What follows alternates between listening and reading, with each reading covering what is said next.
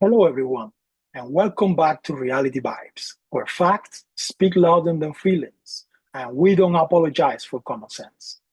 Today, we are diving into a project I completed for my contemporary world religions course at Santa Fe College, a project that looks at religion where it actually lives, not in abstract theories, but in real communities, real neighborhoods, and real people, and presenting it here the Reality Vibes way, direct, clean, and backed by data.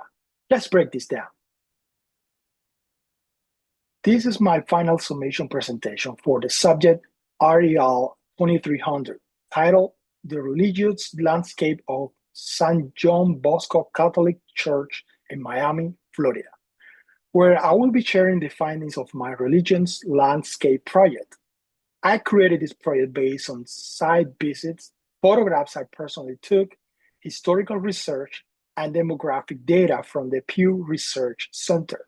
The goal was simple: understand how this church fits into the cultural, historical, and demographic fabric of Miami, and specifically Little Havana. Let me show you what I found. I selected this parish because it stands as one of the most significant religious institutions serving Hispanic immigrants in South Florida.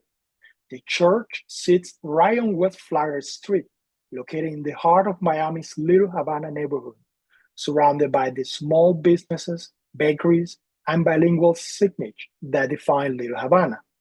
Its presence is unmistakable, not just a church, but a full parish complex with a sanctuary, classrooms for catechists, administrative offices, a youth center, and a large parking area. It is visually and culturally integrated into the life of the community. Inside the sanctuary, one of the most distinctive features is the Christ of the Immigrants mural. It shows Christ surrounded by people of every background, emphasizing exactly who the parish serves: a diverse immigrant population seeking spiritual stability and community.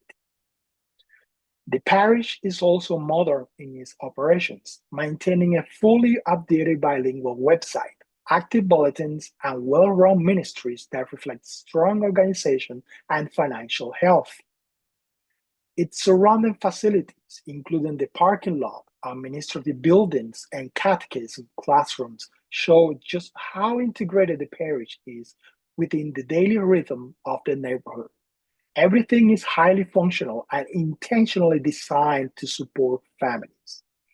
Theologically, San John Bosco is a Roman Catholic parish under the Archdiocese of Miami. It was founded in 1962 during the aftermath of the Cuban Revolution, when thousands of exiles came to Miami looking for stability. Its early mission was to provide refuge and spiritual support for those displaced families. Over the years, the parish expanded to serve immigrants from Nicaragua, Honduras, El Salvador, and other Latin American countries. While it is not formally a Salesian parish, its ministries strongly reflect the Salesian emphasis on youth, education, and service, very much in the spirit of Don Bosco. The visual design of the sanctuary reinforces this mission: accessible, culturally resonant, and rooted in Catholic tradition, while serving a multicultural congregation. To understand the broader context, I turn to demographic data from the Pew Religious Landscape Study.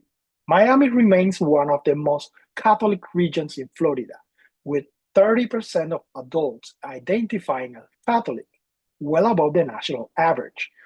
Among Hispanic adults nationwide, 42% are Catholic, and Little Havana reflects this very clearly. This is a neighborhood defined by immigrant Catholic identity, strong family ties, and cultural continuity. San John Bosco fits directly into that pattern. The neighborhood today includes not only Cubans, but also Nicaraguans, Hondurans, and Venezuelans, all of whom contribute to the strong Catholic presence in the area.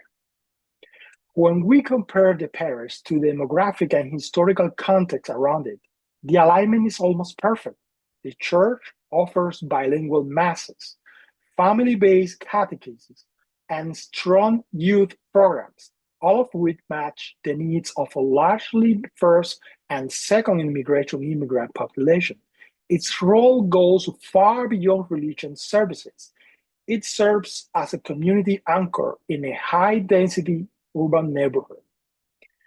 Even though St. John Bosco aligns well with its local community, it still faces the same challenges that many Catholic parishes across the United States are dealing with in the present day. Miami's younger generations are becoming less connected to organized religion, and this is starting to affect local participation. The number of people who identify as religiously unaffiliated continues to rise, which impacts long-term engagement. To stay strong, the parish must keep investing in youth programs, family outreach, and community support. Now, let me show you what this trend looks like at the state level.